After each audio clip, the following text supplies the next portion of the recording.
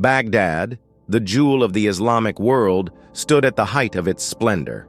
It was a city of scholars, poets, and architects, a place where knowledge and beauty thrived.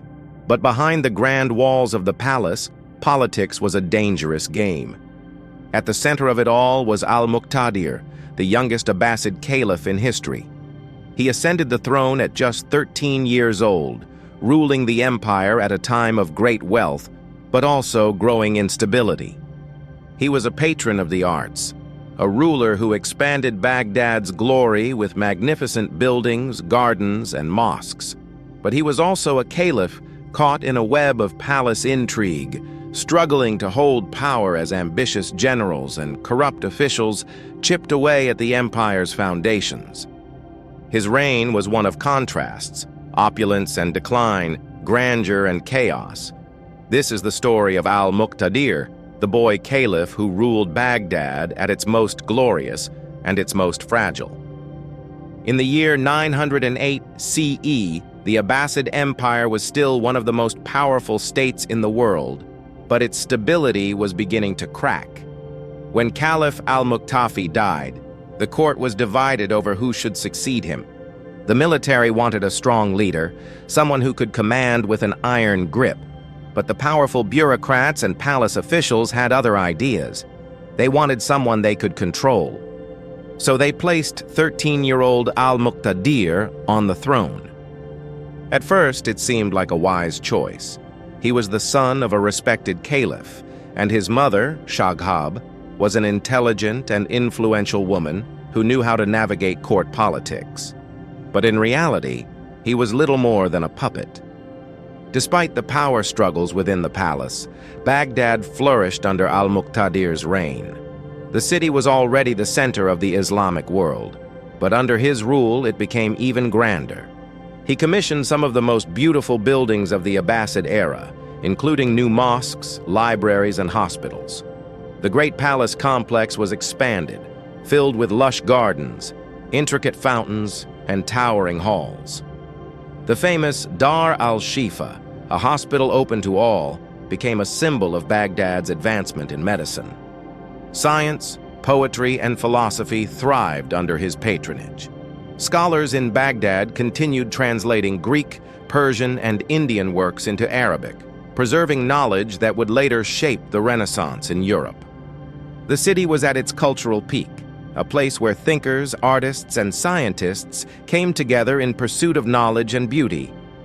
But beneath this dazzling surface, the Abbasid Caliphate was crumbling from within. Al-Muqtadir may have sat on the throne, but he was never truly in control.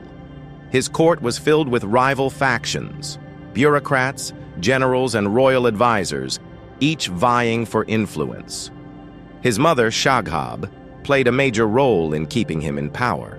She surrounded herself with loyal officials and controlled much of the empire's administration.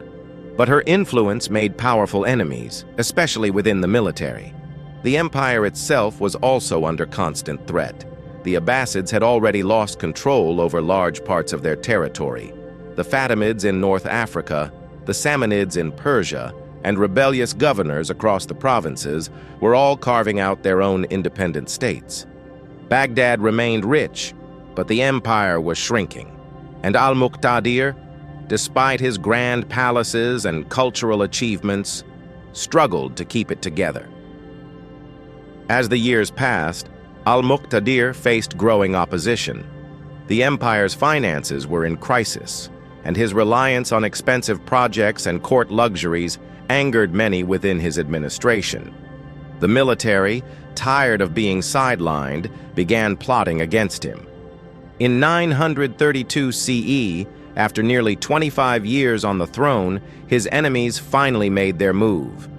A group of powerful generals led a coup, deposing Al-Muqtadir and placing his brother Al-Qahir on the throne.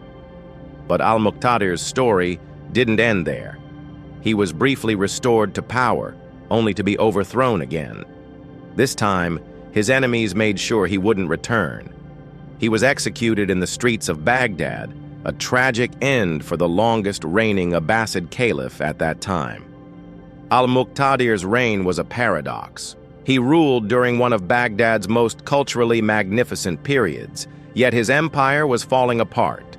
His love for art, architecture, and knowledge left behind a city of wonders, but his lack of strong leadership paved the way for decline.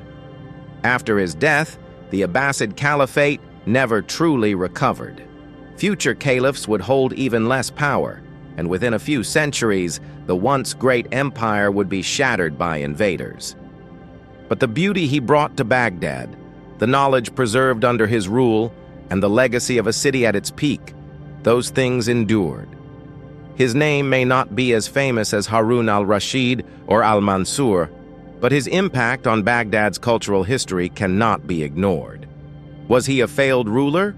Or was he simply a product of his time, a boy thrown into a world of power struggles too complex for any one man to control?